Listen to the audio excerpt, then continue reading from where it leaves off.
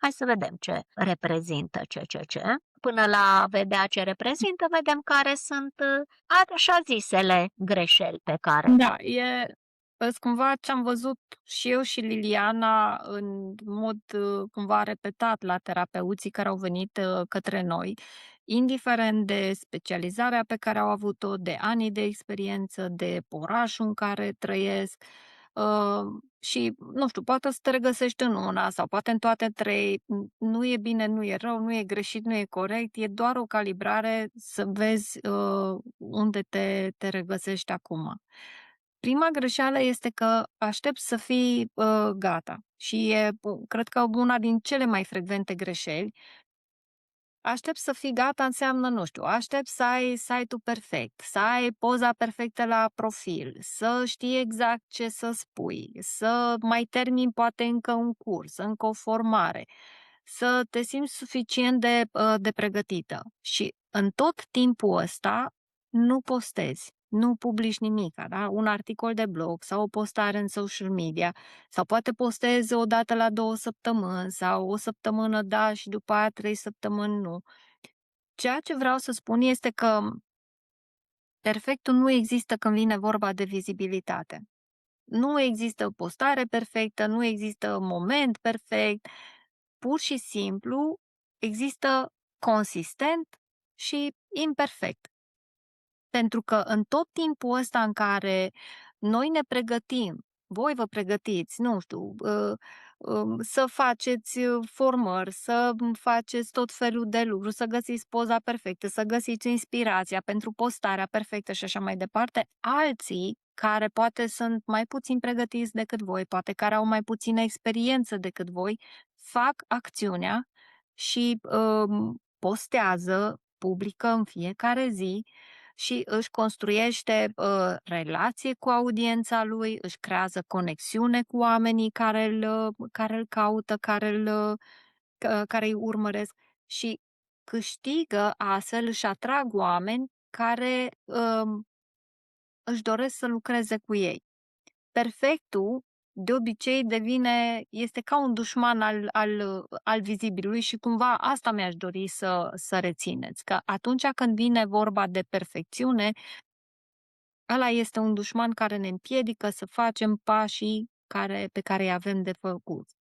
O altă greșeală pe care noi am observat-o, la oamenii care au venit către noi este, că copiezi din strategii care nu ți se potrivesc. E cumva, cum să zic eu, e mai subtilă pentru că și mai dureroasă pentru că implică și componenta asta, financiară, banii investiți. Poate ai luat un curs de marketing, poate, a fost de la cineva bun, cunoscut, cu, rezultate reale și ai aplicat ce ai învățat acolo, doar că tot nu a mers sau a mers puțin și după aia te-ai oprit. De ce? Pentru că toate strategiile astea care sunt în zona de, marketing, da, sunt construite, sau mai bine zis, nu sunt construite pentru tipologia de, terapeut. Cineva care vinde, nu știu, cursuri online sau fizice sau face, nu știu, servicii de, consultanță, are cumva un alt raport, cu vizibilitatea. În general, terapeuții, cei care lucrează cu alți oameni, am investit ani întregi în formare, în a învăța să ascultăm, în a învăța să nu judecăm, să ținem un spațiu sigur pentru cei care vin, la noi. Nu e același nivel, adică noi avem un nivel de, empatie cumva, nu știu, hiperdezvoltat, e mult mai accentuată la noi, care face ca expunerea publică să fie cumva mult mai inconfortabilă. Și cumva toate strategiile astea care există în piață pe zona de marketing nu fac decât să activeze niște blocaje care sunt în noi.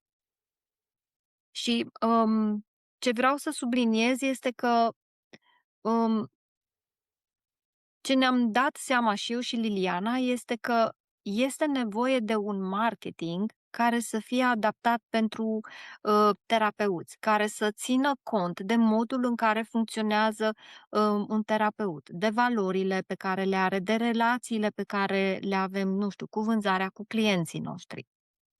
Și ultima greșeală, lucrezi la acțiunile de marketing înainte de blocaj. Cred că asta este cea mai importantă dintre toate, pentru că asta ce înseamnă? Înveți strategii, tehnici noi, instrumente noi, poate înveți să faci, poate te-ai obișnuit deja și vă sunt cunoscuți termenii de call to action, funnel, lead magnet și toți termenii ăștia din marketing.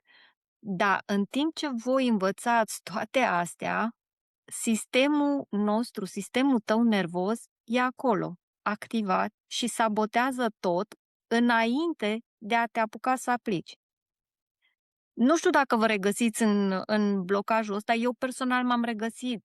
Eu am fost în programul Lilianei, cel care l-a avut programul mare de 9 luni.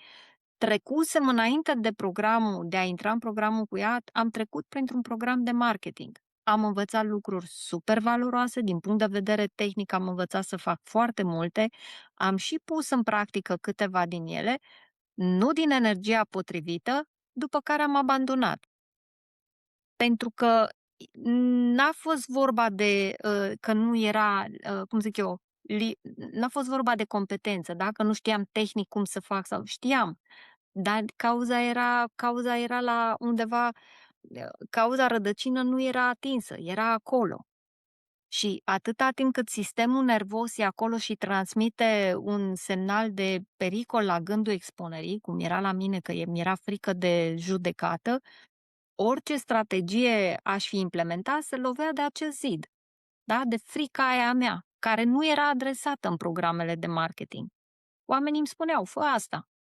Și eu eram, da, dacă și cu parcă. Și e ca și cum ai turna, știi, o apă într-un vas care are o găurică mică acolo. Și apa se scurge, vasul ăla nu se umple. Noi tot turnăm, eu tot turnam. Hai să fac și content, și postare, și carusel, și toate cele. Dar el avea acolo o gaură mică prin care tot scurgea și parcă nu se mai umplea vasul. Ce vreau să spun cu asta este că cauza rădăcină este sistemul nostru nervos, da? Activat. Și cumva acolo trebuie să înceapă orice schimbare. De-aia programul nostru se numește Calm, Connect, Convert. Ordinea cuvintelor nu este aleatorie și nu e întâmplătoare, nu e connect sau convert, calm și așa. Ordinea asta este ordinea corectă. Și pentru asta este nevoie ca și voi să vedeți unde aveți componenta de calm, unde de connect, unde de convert. Și le spunem pe fiecare care sunt. O să vă spună Claudia, voiam doar atât să accentuez, să confirm ce a spus ea. Nu doar ea a venit din programe de marketing. Aproximativ cam asta ar fi procentul. Cam 50% din oamenii care vin spre noi acum au trecut printr-un program de marketing, nu au mai trecut, că noi nu facem doar marketing, după cum nu facem doar lucru interior, după cum nu facem doar construcție de comunitate, facem și. Și asta să vă întrebați, unde vă regăsiți în fiecare din pilonii ăștia. O să-i punem lupa un pic pe fiecare în parte, dar de acum încolo câteva minute, la fel, tot timpul întrebarea să se întoarcă către voi. Oare eu unde am implementat asta în activitatea mea? În sensul unde am implementat, adică unde îmi regăsesc în programul meu zilnic. Dacă ai 8 ore de lucru, tu trebuie să știi, n-ai 8 ore și în el încap 5 clienți sau 2 sau 8 sau 1. Nu, trebuie să încapă componenta de calm, componenta de conexiune, de construcția comunității și componenta de conversie, de eficientizare. Și n-ai doar 8 ore, ai 8 ore pentru că atât ți-ai propus să lucrezi, sau 6 sau 10, fiecare în dreptul lui, dar trebuie să te gândești, ok, eu pentru clienți am 6, pentru că în rest sau în orice caz, hai să o zicem, fac paranteza, o întăresc acum. Dacă lucrezi cu clienții mai mult de jumătate din timpul tău de lucru alocat, la un moment dat nu o să mai fie clienți. pentru că în cealaltă jumătate, deci ai 4 ore, să zicem, grosomodo, de-aia spun rețeta fiecăruia, veniți să vedem cum sunt aspectate resursele voastre. Resursele sunt timp, bani, energie și trebuie să lucreze toate împreună. Dar în linii mari, doar generalizez acum, ar trebui să fie ceva de genul jumate din timpul pe care ți l-ai alocat activității tale profesionale să fie în lucru efectiv cu omul, că jumătatea ailaltă este în lucru cu tine și al afacerii în care tu ajuți oamenii, ca să creezi predictibilitatea. Deci am și mâine oamenii de lucru 4 ore și poi mâine și răspoi mâine și în fiecare zi și de la o lună la alta. Deci predictibilitatea duce în stabilitate. Trebuie să construiesc predictibilitatea aia. Hai că o să devină din ce în ce mai clar, dar notați-vă și întrebări, dar voi asta să puneți lupa deja. Unde am eu în activitatea mea, în planurile mele, în strategia mea, poate sună mult, dar toată lumea trebuie să lucreze și cu planuri, și cu strategie, și cu obiective la nivelul lui personal, individual. Poate nu le numești așa, poate le numești dorințe, dar dacă nu le atașezi un plan, ele rămân dorințe, nu mai sunt obiective. Hai să vedem, Claudia. Da. Deci programul pe care noi l-am desprins din programul mare, exact așa se numește, Calm, Connect, Convert, e de 4 luni de zile și are exact acești 3 piloni. Primul este, noi l-am numit Calm, care înseamnă reglarea sistemului nervos și practic este avea o fundație emoțională stabilă, pentru că dacă noi pornim de la strategie, da, de la acțiuni de marketing, înainte să rezolvăm sistemul ăsta nervos care este activat, construim pe nisip. Nu e o fundație stabilă și solidă. În momentul în care avem partea asta de sistem nervos mai stabil, putem să începem să construim la modul, cum zic eu, cu stabilitate, mai real. Și asta ce înseamnă? Că ne ducem în connect, adică vizibilitate constantă și construirea unei comunități. Și când spun comunitate, nu mă refer, nu știu, la mii de urmăritori, ci mă refer la oameni care vă cunosc, care au încredere în voi, care vă urmăresc, pentru cine sunteți voi ca specialiști, ca terapeuți, nu doar pentru că ați apărut odată în feed-ul lor sau în câmpul lor, în câmpul vostru vizual. E vorba de acei oameni care vor deveni clienții voștri sau cei care vă vor recomanda sau cei care o să vă distribuie mai departe pentru ceea ce voi ați postat în social media. Da? Și, practic, partea asta de connect, asta înseamnă că mă duc de la invizibil la a fi vizibil, dar pentru comunitatea relevantă, care să fie relevantă pentru mine ca terapeut, ca om care lucrez cu alți oameni. Și după aceea ne ducem în partea de convert, de conversie, unde este partea asta de vânzare etică și de a asigura un mecanism care să ne asigure clienți constanți.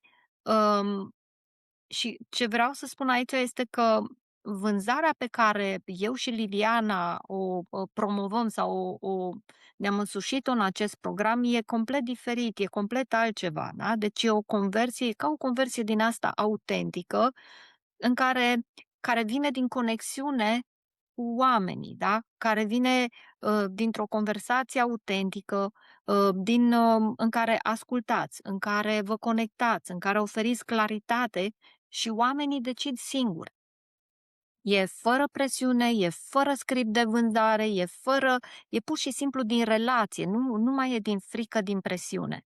Acum, cumva, asta este imaginea mare de ansamblu. Noi o să luăm acum fiecare bucățică în parte, să vă arătăm ce se întâmplă în fiecare fază, pas cu pas, în fiecare pilon în parte. Știți ce lipsește la mulți oameni și poate nu și-au dat seama sau v-ați dat seama? Partea de mijloc.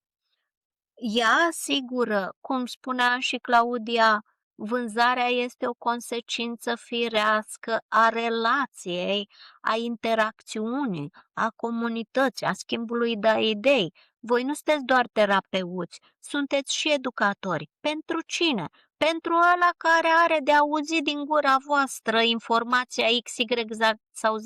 Nu ne punem pe piedestal. Nu înseamnă că din puțul gândirii noastre ieșim în lume și ne dăm noi deștepți, ci că există oameni acolo care au nevoie să audă ce avem noi pe palierul nostru de spus, să audă lucrurile alea, că așa activează reamintirea în ei și mai decodifică ceva și asta duce la autoreglare, la vindecare, la spuneți-i cum vrem. Deci noi, că nu te numești așa, ok, trebuie văzut de ce nu te numești așa, dar tu ești un însoțitor în același timp, în timp ce ești terapeut. Îl ții pe omul ăla de mână, zici ceva, glăsuiești, chiar dacă ai impresia despre tine că cine sunt eu, asta face parte din coloana 1, din calm.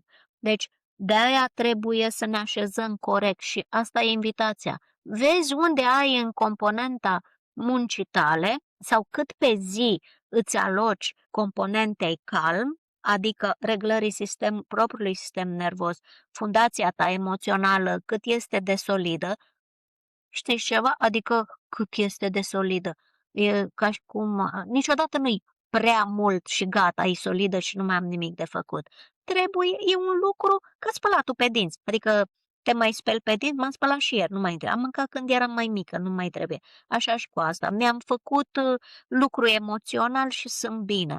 Păi da, viața nu se oprește, deci în permanență am de făcut lucru cu mine, dar nu obsesiv să mă duc în traume și să nu mai ies de acolo, dă-i și luptă și transgenerațional. Avem niște înțelegeri, tragem niște concluzii, facem corecții ale sistemului energetic care este disturbat în fiecare moment în care ne împiedică să mai facem un pas mic și încă unul și încă o acțiune, că tu asta ai nevoie, să înaintezi cu din ce în ce mai multă ușurință, nu să rezolvi toate problemele și după aia să aștepți să ieși în lume.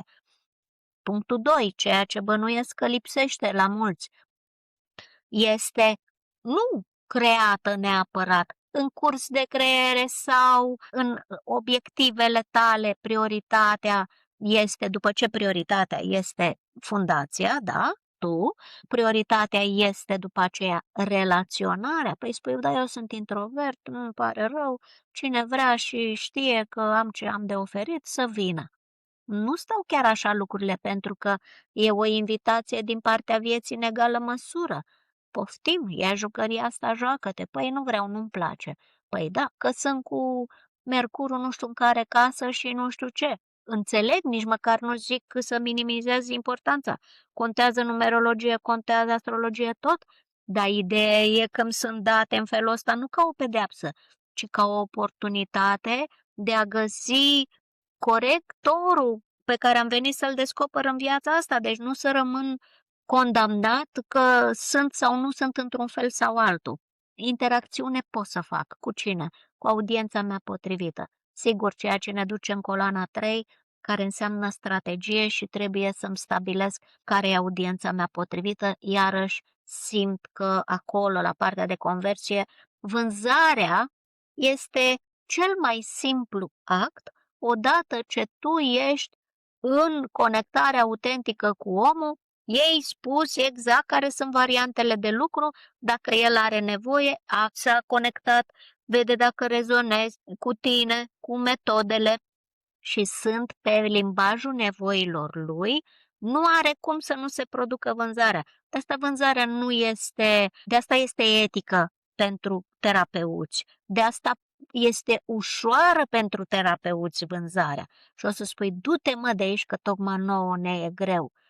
Pentru că lipsești ceilalți doi piloni, calmul și conectul, deci construcția comunității nu este făcută din cauza că suntem activați pe sistemul nervos și ne zburlim la cel mai mic semn de respingere, judecată sau că plătim un preț sau altul și atunci ne împiedicăm din pas în pas. Dar vânzarea se produce natural, firesc și asta este și prin ceea ce trecem. Deci, practic, calmul poți să revezi încă o dată. Uitați, de exemplu, dacă veniți la sesiunea de claritate, măcar stabilim tiparul chiar din sesiune. cum ești, unde ești, care ar fi blocajul care te împiedică. Este așa foarte simplu ce noi stabilim. În întâlnirea aia poți să vezi cu claritate tu unde ești, unde vrei să ajungi și ce te împiedică. E important să-ți vezi tiparul, să vezi pe ce ți frână, ce te împiedică sau care sunt lucrurile. Și chiar dacă ați venit, poate ați venit la întâlniri pentru programul mare. Veniți la întâlniri, acolo ați aflat ceva, acolo ați avut niște perspective. Veniți la întâlniri și pentru programul mic, că nu e vorba de un program. Noi nu vă vorbim acum de ceva de vânzare, ci de un sistem. Tu poți să descoperi că poți să-ți faci sistemul ăsta în propriul tău sistem de lucru și să n-ai nevoie de niciun curs, de niciun program, de niciun nimic din altă parte, dar să-ți construiești sistemul. Deci, tiparul, ai nevoie să știi ce te blochează efectiv, care e tiparul tău. Să știți, o să fii surprinși, dar sunt foarte mulți care nu știu ce îi blochează. Pentru că se gândesc că îi blochează ceva din coloana 1. Vă amintiți? Pagina aia când spunea, cred că mă blochează că nu e piață, că nu sunt oameni, că nu există cerere pentru ce am eu, că nu mă pricep sau că ceva din asta, că nu răspunde lumea. Și în realitate, la a doua vedere, sunt altele care mă blochează. Asta putem deja să aflăm din întâlnire, chiar fără să mai trebuiască să faceți vreun pas după aia, în sensul de să-i faceți singuri pașii. Tehnici de reglare rapidă. Cine mă știe mai de mult, eu lucrez cu corecția sistemului energetic. Pe principiu este o afirmație care stă la baza tehnicilor energetice cu care lucrez, pe care mulți o știți deja și afirmația asta sună în felul următor. E o afirmație fundament. Orice conflict interior, în speță emoție în prim plan, dar să-i zicem conflict interior, orice emoție negativă, dacă vreți să fie mai relevant pe palierul emoțiilor, orice emoție negativă are la bază o întrerupere în sistemul energetic. Deci nu fapte, nu neapărat gânduri, ci întrerupere în sistemul energetic. Știu că există și ce e întâi gândul și după aia emoția și e ca și în ce a fost mai întâi ou sau găina. Sunt gândul și emoția în același timp, doar că unul e pe un palier și unul e pe un alt palier. Se petrece întreruperea în sistemul energetic, ceea ce duce la aceste efecte. Un gând de un anumit tip și o emoție de un anumit tip. Care e emoția? E biochimie curată. Tu nu scapi de emoții, nu eliberezi o emoție, nu reprimi o emoție, nu faci nu știu ce. De reprimat, da, reprimăm. Dar nu pleacă o emoție de la noi. Noi zicem eliberăm, dar de fapt ce se întâmplă biochimic este că ai schimbat biochimia, ea se transformă, ești totul, sângele nu ți-a plecat nicăieri, hormonii doar își fac treaba în mod diferit și biochimia e diferită, astfel încât nu se mai numește furie, se numește acceptare, se numește, poate nu mă duc în pace direct, dar am nevoie să construiesc neutralitatea. Deci, tehnici de reglare rapidă, iarăși să te întrebi, eu ce tehnici de reglare rapidă am în tolba mea cu scule, astfel încât să nu mă oprească de la pas pe care l-am de făcut în cursul unei zile. Înlocuiești credințele limitative despre vânzare. Cei mai mulți dintre voi lucrați cu asta.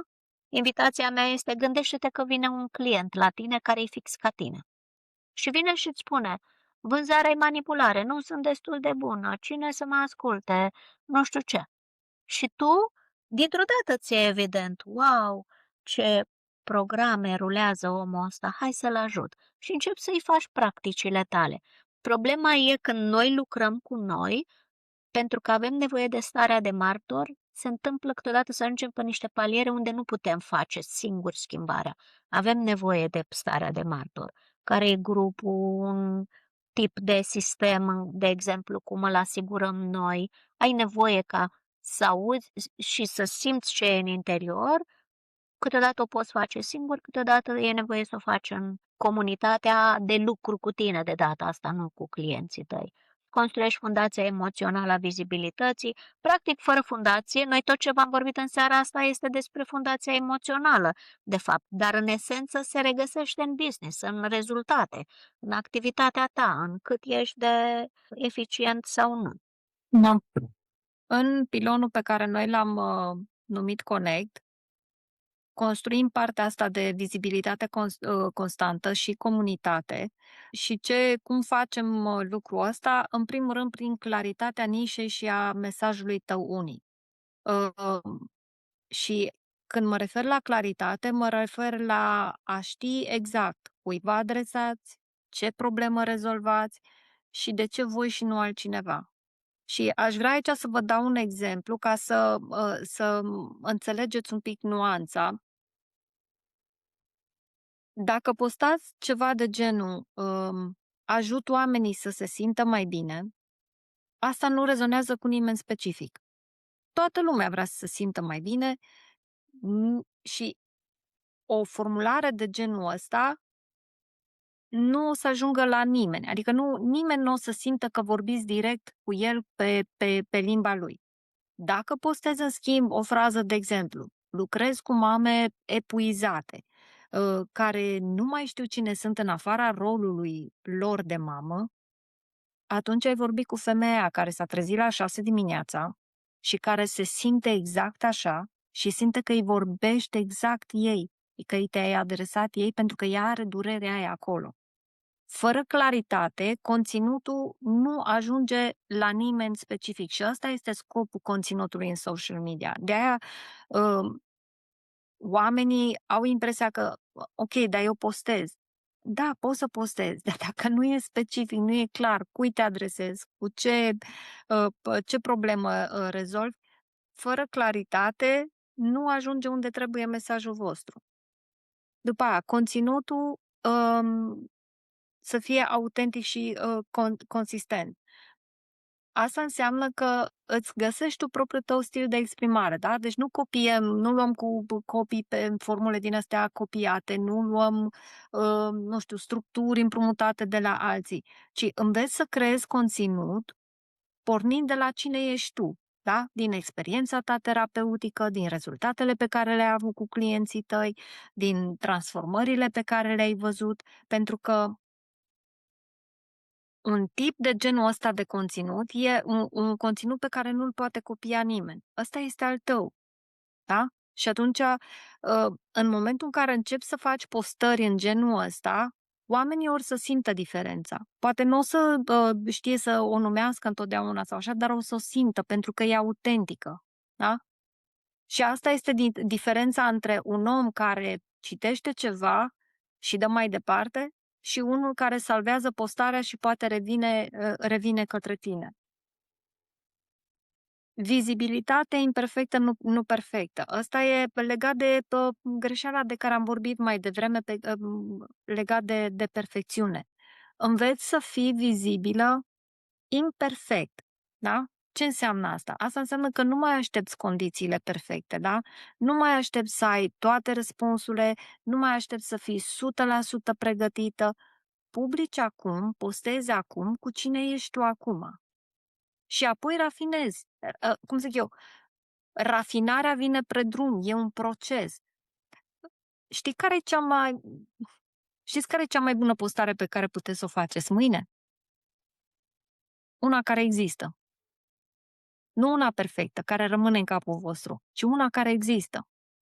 Și atunci când vorbim de, cum zic eu, de rețelele sociale, să știți că consistența bate perfecțiunea în fiecare zi.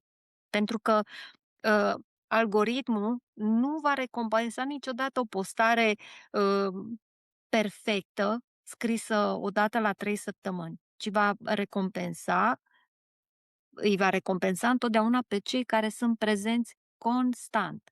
Că acest constant înseamnă în fiecare zi, de 4 ori pe săptămână, de 3 ori pe săptămână, asta este, cum să zic eu, va fi în dreptul fiecăruia. Fiecare știe cât poate să ducă în anumite etape ale vieții. Și apoi vorbim de partea asta, ajungem la partea finală din acest modul, din acest pilon, care este construirea unei comunități, oameni care au nevoie exact de ceea ce ai tu de oferit. Și am spus și mai devreme, deci nu mă refer, nu știu, la mii de oameni sau, nu știu, like-uri și așa mai departe, la a deveni super viral, ci când vorbim de comunitate, vorbim de o audiență caldă. Ce înseamnă lucrul ăsta? Înseamnă oameni care vă cunosc, oameni care vă urmăresc pentru ceea ce sunteți voi, da? Pentru care rezonează cu ceea ce postați voi, cu valorile voastre, care au încredere, au deja încredere în voi înainte să vă contacteze. Pentru că atunci când cineva la final, da, din comunitate ajunge într-un final să vă contacteze și să ia legătura cu voi, conversația va fi complet diferită față de un contact care este rece, față de o persoană cu care vă întâlniți poate pentru prima dată. Pentru că nu mai există nevoia, nu mai e nevoie să te prezinți de la zero, nu mai e nevoie să convingi de nimica. Pentru că ei știu deja cine sunteți, pentru că v-au urmărit, pentru că sunt acolo, cum zic eu, în comunitatea voastră, în tribul vostru. Și aici, exact cum zicea Liliana mai devreme, asta este diferența între o vânzare grea și o vânzare naturală. O vânzare care vine natural se construiește exact în faza asta, cu oamenii care deja vă cunosc, cu oamenii care deja au rezonat cu voi, cu oamenii care deja vă urmăresc de mult timp, tocmai pentru că voi aveți această adică toate, e ca un mecanism din ăsta, să vă imaginați ca un mecanism cu mai multe rotițe. În momentul în care o rotiță e blocată, cumva tot angrenajul e afectat. De asta este atât de importantă fundația, da, pe ce să fim echilibrați din punct de vedere emoțional. De aia e atât de importantă ordinea asta, da? Întâi îmi creez claritate în mesaj, da, în conținut, mă fac vizibilă, exact așa cum sunt, îmi creez comunitatea, ca apoi să ne ducem către partea de conversie și Care către partea de vânzare. exact. Care vânzare, care conversie, spuneam, vine efectiv mănușă ca urmare a acestor 2 pași anteriori. Nici nu vă țin mult aici, pentru că vreau să luăm deja întrebări și suntem în situația în care nici măcar nu o să vă dăm super exemple cu oameni care au primit rezultate. Mă interesează mai mult voi să aveți rezultate sau să veniți să vă obțineți claritate și să ne scrieți deja pe chat dacă există. Iau imediat întrebarea de 2 ori pe săptămână dacă e ok. Uite, chiar în timp ce suntem la conversie o să răspund deja de acum, dar sper să veniți și cu alte întrebări. Deja le deschidem. Întrebarea este pentru ce să fie ok? Prima întrebare pe care o pun, ca întrebare la întrebare, este pentru ce? Și o să spui pentru o oarecare vizibilitate. Pentru o oarecare vizibilitate poate.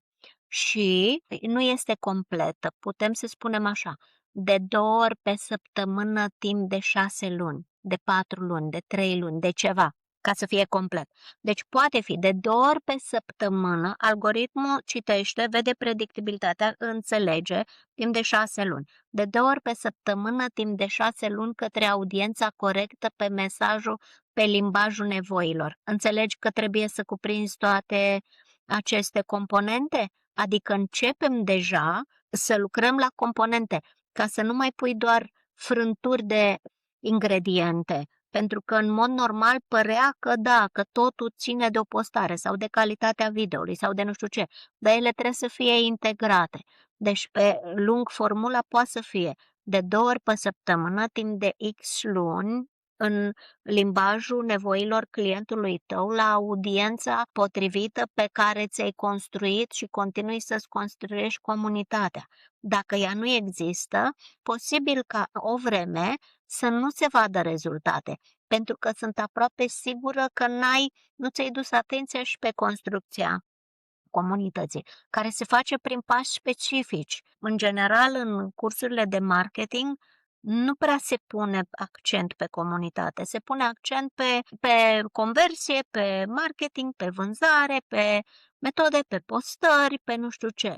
Dar noi avem nevoie ca terapeuți de conexiune și acolo e puterea, comunitatea, când zicem comunitate, este audiența potrivită care ți-a auzit mesajul pentru că și-a luat dopurile de pe urechi. Are dopuri pe urechi dacă tu vorbești pe limba ta și el are nevoie să înțeleagă pe limba lui.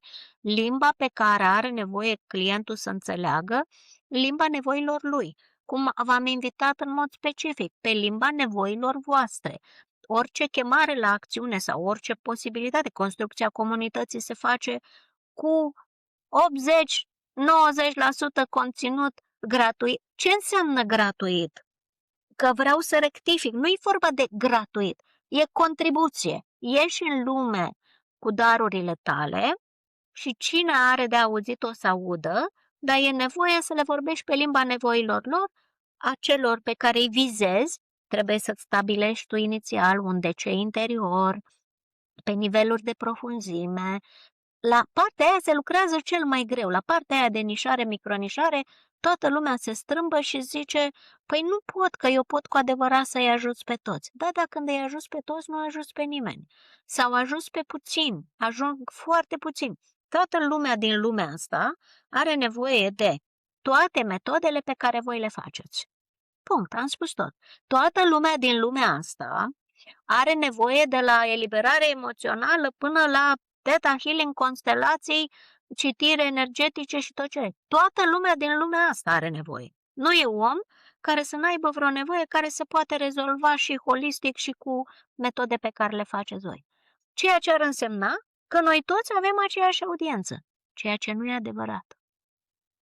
Și dacă tu nu ți-ai pus lupa pe profund, e un frecuș din ăsta, un picuț, o lună de zile de muncă interioară specifică care să te ducă foarte clar să-ți cunoști audiența, ai senzația că o cunoști și de fapt nu o cunoști. Pentru că există avantaje ascunse psihologice, acel sindromul beneficiului secundar care va avea grijă să te protejeze, să nu te duci la audiența țintă, pentru că sunt niște prețuri de plătit.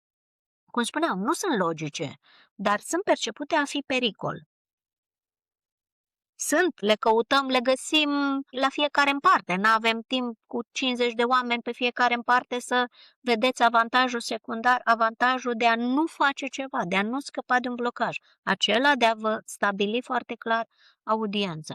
Deci conversia este clară, adică vânzarea e naturală, vine, oferta ta se clarifică, o vor înțelege oamenii ăia, dar trebuie să o faci pe limba lor. Să știi să o construiești, să-ți ai scară de produse, măcar ca strategie, chiar dacă tu acum ai un singur serviciu, întâlnirea 1 la 1 sau pachet de sesiuni. Dar după aia e bine să te gândești la un mod hibrid de a servi oamenii.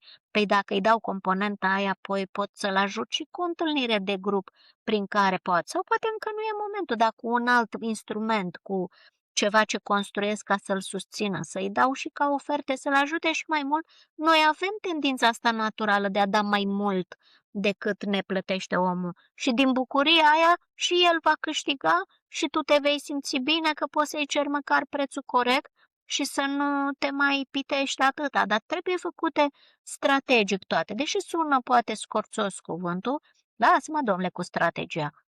Nu, e un plan de lucru, e un plan de acțiune, vizorul ți-l ai pe tot, da, dar eu nu sunt un om de cifre. Nu-i nimic, te faci. Dar nu-mi place. Nu-i nimic, minimum pe care ai nevoie să-l înțelegi, de conversii, de procente, de ceva. De ce? Pentru că tu trebuie să fii capul nori în natura ta umană și să explorezi, să lucrezi energetic și să ții oamenii de mână. Dar trebuie să fii ancorat în realitatea asta, că tu legătura o faci între cer și pământ în felul ăsta, tu ai nevoie stabilitatea, structura ce pare fix și mai puțin spiritual, creează cadrul corect pentru spiritualitatea aia să curgă nestincherit. N-are un să curgă, că ea doar este, iar e în natura noastră. Dar avem nevoie de conversații de vânzare. Apelurile astea de claritate sunt conversații autentice, deschise. Le poți avea cu oamenii în permanență, interacțiunea asta. Că e înscris, că e pe chat, că trebuie să-ți cunoști oamenii, să-i inviți către tine. Și vânzarea se petrece. Clienți constanți, nu în valuri, nu din noroc, nu doar pe recomandări, nu doar pe nu știu ce, da? Vânzare etică, coerentă cu valorile tale de terapeut, asta vine automat, că nu bagi mâna în buzunar nimănui.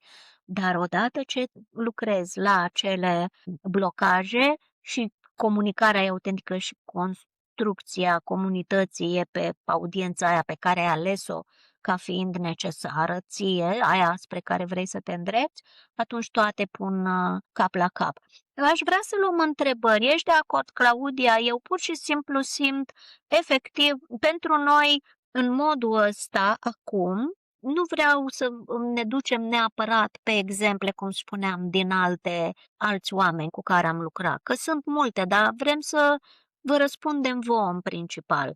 De ce sistemul nostru de lucru nu e pentru toată lumea? Și poate ai mai auzit data și te-o fi călcat pe bătături sintagma asta, nu e pentru toată lumea, de-aia avem nevoie de interacțiune unul la unul. Nu e, trebuie să vezi dacă e pentru tine. Poate l-ai deja, poate poți să ți-l pui tu la lucru singur.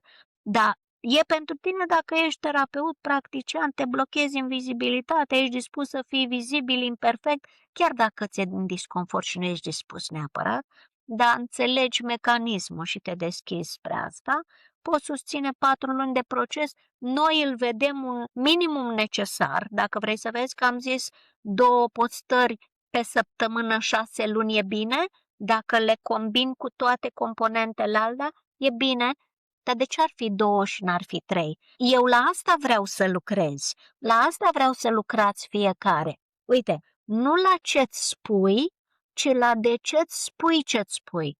Păi ce te-ar costa 3 prezențe? Păi m-ar costa timpul cu familia. Întrebarea e cum aș face să nu mă coste? Poate pot să automatizez lucruri, poate pot să le eficientizez. Pornirea este grea, dar după aceea când ai sistem și structură clară, n-ar trebui să-ți fie greu, să fie de 3 ori pe săptămână, nu de 2 ori. De ce? Pentru că vrei ca lumea să-ți creezi obișnuința, să-ți dezbaci blocajele tale, să afle lumea de tine, nu ca să atingi milioane de oameni, ci pe ăia pe care te așteaptă să o faci. E o chestie de negociere cu tine și asta vreau să vă întreb. Când îți spui ceva, să te întrebi, dar de ce așa și nu așa? Că de fapt nu contează, că poți, că nu poți, sigur că te vei rezuma la 2, dacă atâta consideri, dar să fie asumat, conștient. Vrei să vinzi etic, toată lumea vrea să vinde etic. Nu-i pentru tine dacă vrei rezultate în 2 săptămâni, pare exagerat, dar să știți că unii vor tehnici sau cauți program 100% tehnic. Ce să fac ca să? E un dans. Nu e doar ce să faci. Să-ți aloci timp de lucru cu tine, cu comunitatea și cu vânzarea. Cu marketingul și vânzarea, în pilonul 3, care aia e conversia. Poate voi vă gândiți ce să fac tehnic ca să mă duc din punctul A în punctul B. Sunt aceste 3 direcții. Dacă n-ai lucrat deloc cu oamenii, dar dacă vrei să lucrezi, sigur că pe noi ne interesează nu să luăm omul de la zero, deși avem programe și pentru lucru energetic, pentru sine sau pentru cei care nu vor să învețe să lucreze, ar fi o fază dinaintea acestui construct pe care îl avem. Acum este important, anul ăsta îl punem la lucru foarte mult pe cel de vizibilitate, pentru că este o chemare e un an de energie, un an de un an de energie, un an de acțiune, un an de schimbări, un an de invitație la puterea personală, un an în care se întâmplă multe lucruri care ne sunt familiare și pe care noi le avem pregătite sistemele. Noi lucrăm, eu personal, de 15 ani cu ele în forma asta.